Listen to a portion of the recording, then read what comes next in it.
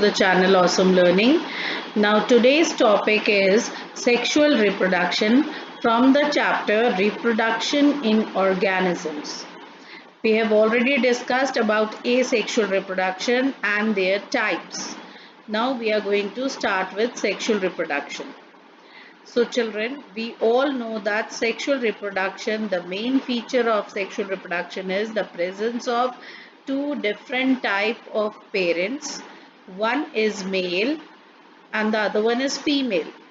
So it is the reproduction that involves formation of male and female gametes either by same individual. Now point to be noted is both the gametes are produced by same individual or by different individuals of opposite sex. So sexual reproduction can take place in those organisms which can produce both male and female gametes, as in the example of earthworm. Now let me tell you, earthworm is the organism, is a single organism which will produce both male and female gametes in one single organism, or in different individuals of opposite sexes. The example can be humans. Humans are two different individuals having opposite sex. So there are two cases of sexual reproduction. It results in offsprings that are not identical. Now children, point to be noted is here, in sexual reproduction the offsprings are not identical. But we did in the previous video that asexual reproduction, the offsprings are identical. Now why are the offsprings identical in asexual reproduction? The reason I told you is because there is no mixing of gametes, no mutation is occurring, no variation. The same gametes are being repeated from generation to generation and hence they are identical. But here in sexual reproduction, there are two parents or two individuals, or you can say two different type of gametes. And because there are two different types of gametes, the possibility of having variation increases, and hence the offsprings are not identical to the parents or amongst themselves. Clear? Next, it is an elaborate and complex and slow process. Of course, if we differentiate or if we try to compare asexual with sexual reproduction, we can say that asexual reproduction is not that long or it is not that elaborate, but sexual reproduction is elaborate. Why elaborate? Because two different types of gametes are to be formed. Then there should be a proper meeting of the gametes, and then fusion should take place, and after that the fertilization will occur. So it's an elaborate process. Of course it is complex and it is slow process as compared to the asexual reproduction. Next point is the period of growth to reach in maturity for sexual reproduction is called juvenile phase. Now let me tell you what is juvenile phase. The period of growth, the period from where the organism is born, and now that organism will grow and it will get matured, it will get ready for sexual reproduction. So that time period from birth, or from, you can say, growth, from where the growth will start till maturity, that time period is called juvenile phase. And in plants we call this phase as vegetative phase. So in animals we call it as juvenile phase, but the same phase in plants is known as vegetative phase. Next, in higher plants, Flowering indicates the end of vegetative phase. That means the vegetative phase or the juvenile phase, which we call it in animals, that phase has ended up. Now the flowers will appear, and as soon as the flower will appear, we will say that vegetative phase has ended up, and it is the beginning of reproductive phase. The moment the flowers bloom, we will say that the reproductive phase of the plant has started, right? Next is annual and biennial. As the name suggests, annual means 1 year, biennial means 2 year, and perennial means many years. So what does these mean? The plants show clear cut vegetative, reproductive, and senescent phases. Now children, annual plants are those plants which will show all these phases in 1 year. It will show its vegetative phase also, reproductive phase also, and then senescent phase. That means it will die, it will get old, and all these phases will be completed in one single year. So such plants are called annual.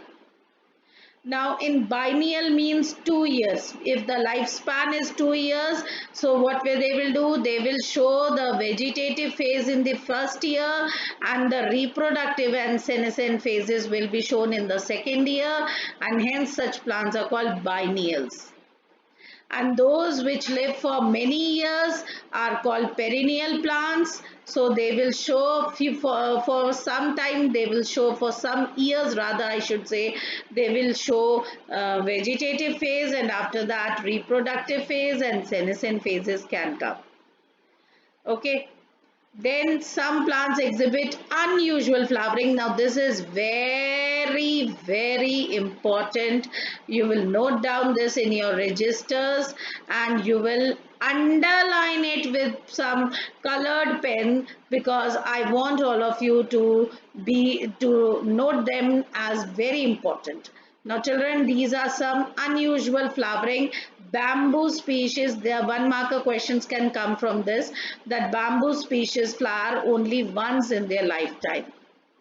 And that too, when will the flower come? When they are up to 50 to 100 years. Yani ki first 50 years tak to the vegetative phase is going on, and maybe after 50 or 60 years the vegetative phase will stop and the reproductive phase will come, and the plant will bloom or the flowers will come, and as soon as they produce flowers and they produce large number of fruits, they will die.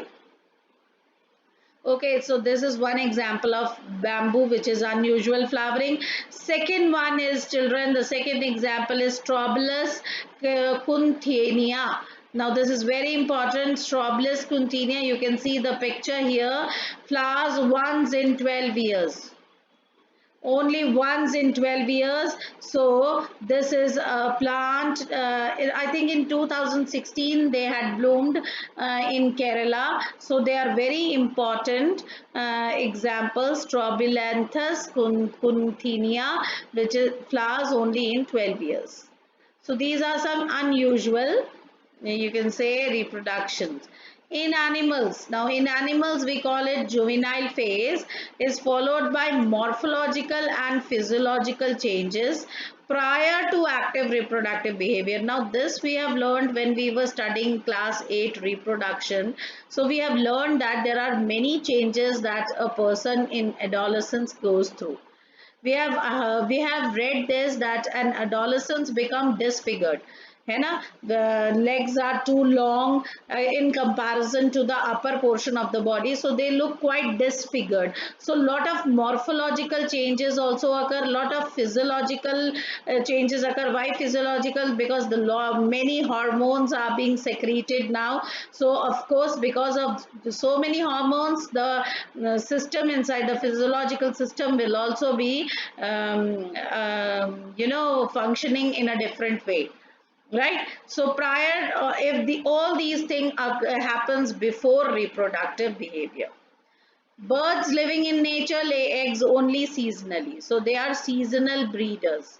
So there is a particular season when they will lay eggs. However, when the birds are in captivity, now if you ask me, ki, ma'am, eggs are being produced and eggs are being sell in the market all 12 months, or all of the year we are getting eggs.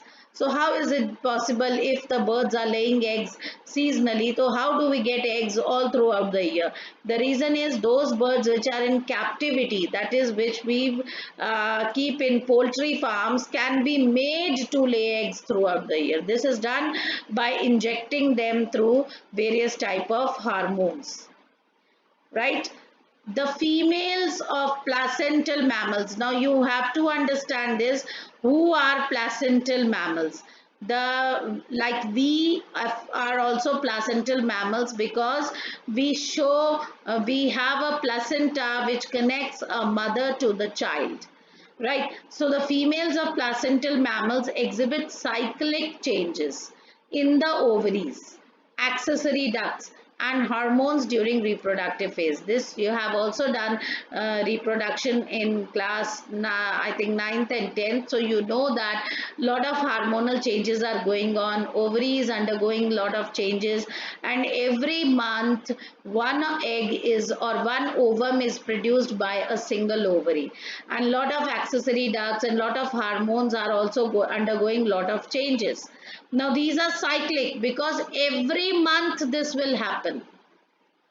So the cyclic changes in oyster cycle. If the cyclic changes is oyster cycle, this is an example of non-primates like cows, sheep, rat, deer, dog, tiger. Now why do we call them as oyster cycle? Because this cycle occurs twice in a year.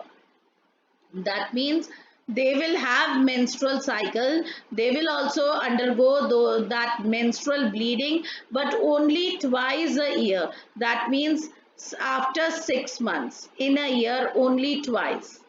But the menstrual cycle which happens to occur in primates like monkeys, apes, and we humans, it occurs in every month of the year. So this is the difference between primates and non-primates, or oyster cycle and menstrual cycle. Again, I am repeating, oyster cycle occurs twice in a year, but menstrual cycle occurs every month. Is it clear? It occurs every month. I'll continue the next video. I don't want the video to be too long.